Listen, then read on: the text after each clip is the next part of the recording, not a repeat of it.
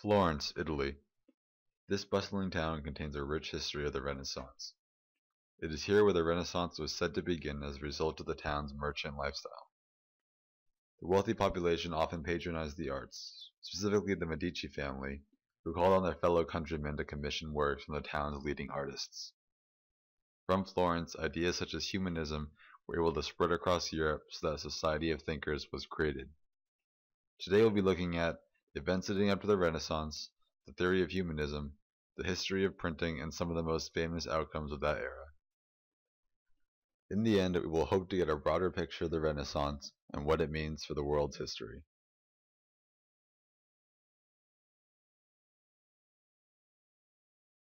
The Silk Road was reopened by the Mongolians in the 13th century.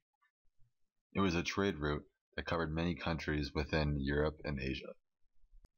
The Venetian Marco Polo was the most famed traveler of the road. After being gone for over 20 years, he told of the extravagant lifestyles of other countries, such as China. Wealthy families such as the Medici tried to make Italy more extravagant itself, specifically in Florence. They promoted art inspired by other countries, sooner or later giving the Renaissance its own style. This style could be seen in the architecture and the paintings at the time.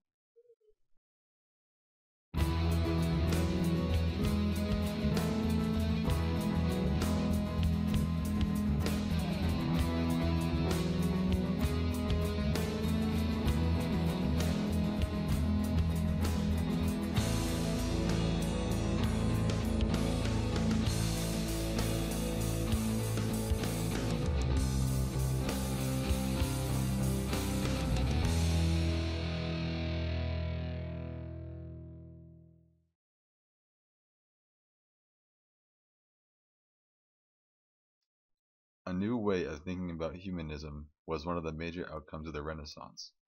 Writings from classic thinkers such as Plato and Socrates inspired these changes.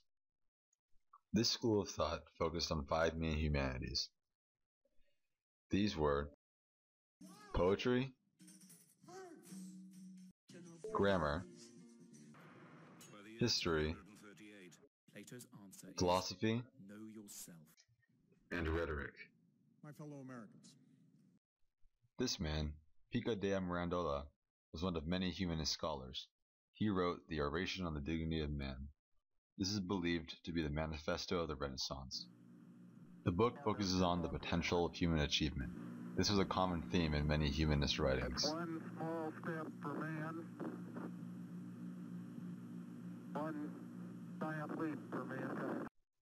Humanists believed that excellence required educating yourself. This is because transcending to the afterlife required a perfect mind and a perfect body. The purpose of humanism was to create a universal man whose person combined intellectual and physical excellence, and who was able of functioning honorably in virtually any situation. This process was not restricted to only a few. Instead, humanists believed that all of society would benefit from this school of thought.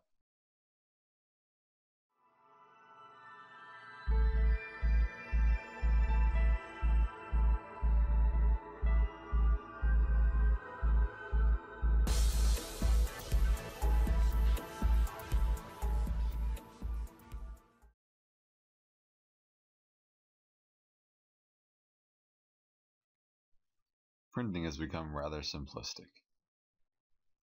This is the Gutenberg printing press. Back then, this was an extraordinary invention. It allowed for many books to be able to be copied so that all in society would be able to read them for a cheaper price. Previously, books used to be really expensive. Before this, all copying had to be done by hand. Monks often had to do this for the Holy Bible.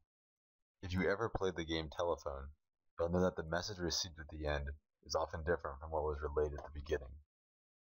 This can be related to classic printing, because oftentimes words could be lost in translation, and sometimes sentences could come out with completely different meanings. With the printing press, copying became more exact.